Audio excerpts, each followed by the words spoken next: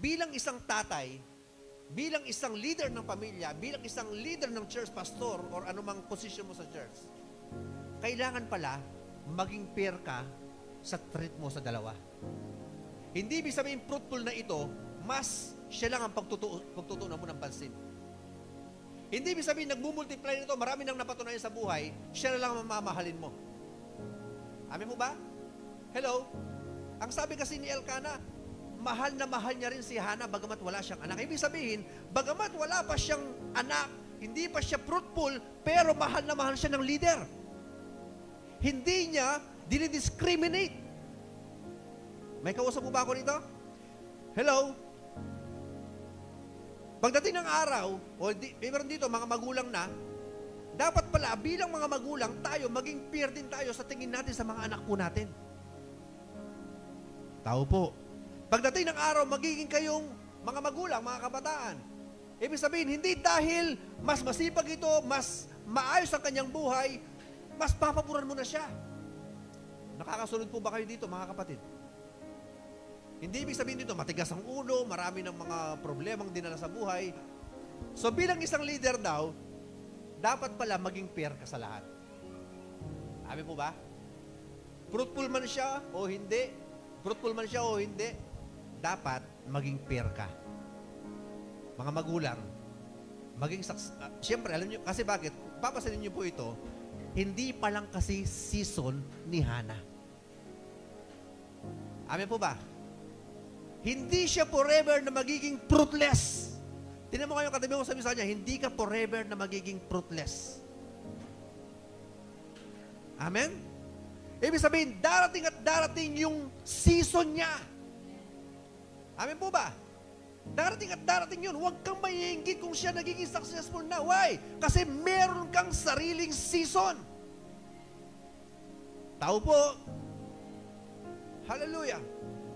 Pero kailangan, meron ka tinatawag na sabi nga, seed time. Doon sa panahon na wala pa siyang fruit, wala pa siyang anak, alam ni Hannah ano ang dapat niyang gawin. Lumapit siya sa Diyos, magpakumbaba siya sa harapan ng Panginoon. Alam niyo, nung nag-pray na po si Hannah, Panginoon, kung aabagan niyo po ako at bibigyan niyo po ako ng isang anak na lalaki, naging tama na po yung puso ni Hannah. Ako naniniwala ako bilang isang Kristiyano, kapag hindi tama ang puso mo, every time na nagpipray ka, hindi ibibigay ni Lord yung sagot sa panalangin mo. Siguro nung una, hindi pa tama ang puso ni Hannah. Nagpipray siya out of inggit. Maraming Kristiyano sa panahon po natin ngayon, they are praying because naiinggit lang sila kung ano yung meron yung kapwa nila. May kausap po ba ako rito? Kapag nagpipray ka out of inggit, out of selos lang, hindi ibibigay ni Lord yun. Kasi bakit? Mali yung motibo mo sa panalangin. Pero nung tumama na po ang puso ni Hannah at ang motibo niya sa panalangin, umayos na po ang kanyang kalagayan. Ang sabi doon, pagkatapos niya mag-pray, nawala na yung bigat ng kanyang karamdaman. Pasinin po ninyo.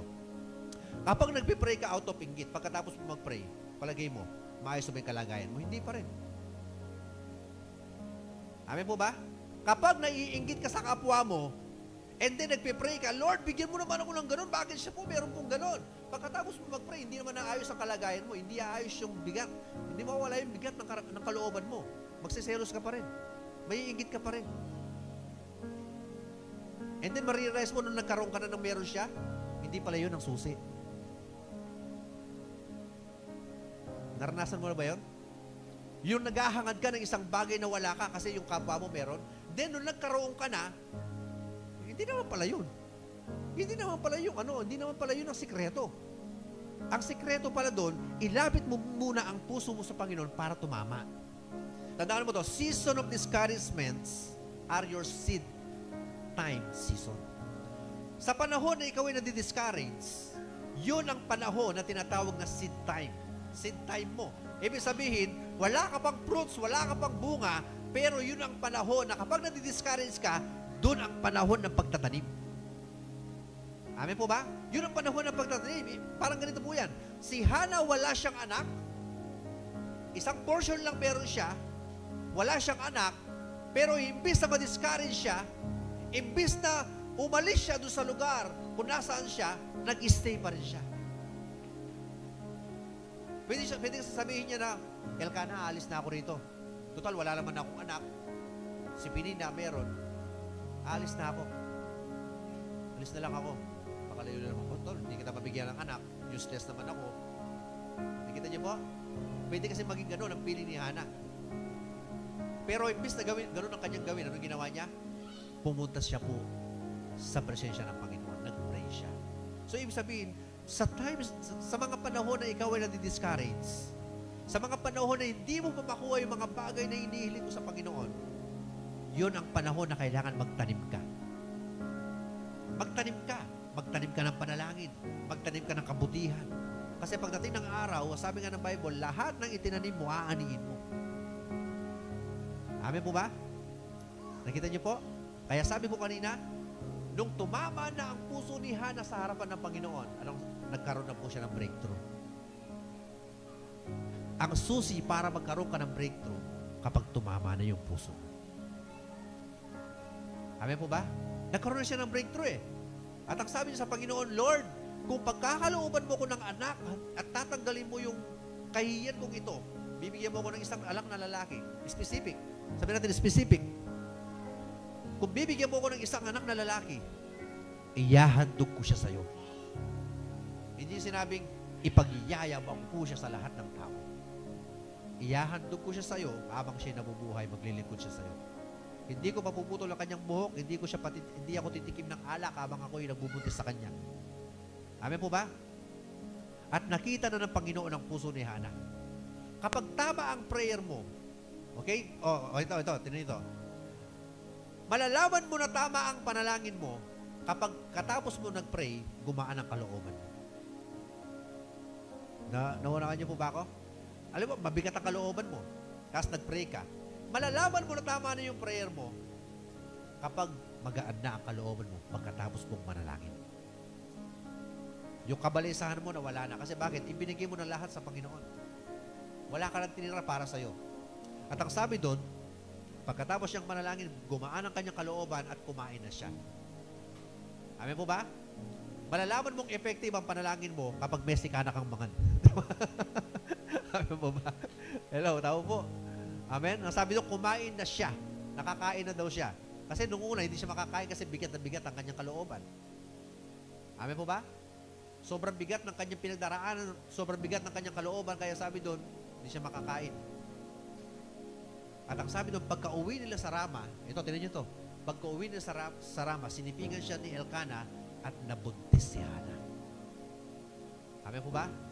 Nakalusot na po siya. Nagkaroon na po siya ng breakthrough. Amen po ba? At tingnan nyo nung ma-answer prayer na si Hana, hindi po niya kinalimutan ang pangako niya sa Diyos. Hello? Maraming Kristiyano sa panahon po natin ngayon, nung nagpe-pray, laging pangako kay Lord. Pero nung natanggap na po yung answer prayer, nakalimutan na yung pangako. May kilala po ba? May kilala ka bang ganun? Or ikaw mismo, baka naranasan mo dati, ganyan. Amen po ba? At ang nabuntis na po si Hana at nanganak na siya, kung itutuloy po natin yan, kung itutuloy mo, yung pagbabasa, bumalik po siya sa temple at ibinigay po niya si Samuel kay Eli. At doon na po tumira si Samuel sa church, sa templo, hanggang lumaki na po siya. At dinadalaw na lang po siya si Hana. Eto, tinan nyo nung ibinigay po ni Hana si Samuel sa Panginoon, pagkatapos nun, nagkaroon pa siya ng maraming anak. Isang Samuel lang pala ang kailangan para makalusot. Amen po ba? Ulitin ko Isang Samuel lang pala ang kailangan mo para makalusot ka. Lahat ng mga primary leaders. Isang disciple lang pala ang kailangan mo. And then pagkatapos nun, makakalusot ka. Magkakaroon ka na ng ibang mga disciple. Isa lang. Sabi mo, isa lang. Sabi mo, isa lang. Isang Samuel lang Pero before siya nagkaroon ng isang Samuel, umayos muna ang kanyang puso. Ulitin ko hanggang hindi umaayos ang puso mo sa harapan ng Panginoon, hindi darating si Samuel. Tandaan mo yan. Hanggang hindi nagiging tama ang puso mo sa harapan ng Panginoon, hindi darating yung matinding breakthrough mo. Sino dito? Handa ka na ibigay mo ang puso mo sa Panginoon. Ulitin ko, sino dito handa kang ibigay mo ang puso mo sa Panginoon? Sabihin mo, isa lang pala. One thing, sabi ng kanta natin kanina, one thing I desire. Isa lang palang kailangan po natin para makalusot ka, para makalusot tayo. Amin mo ba?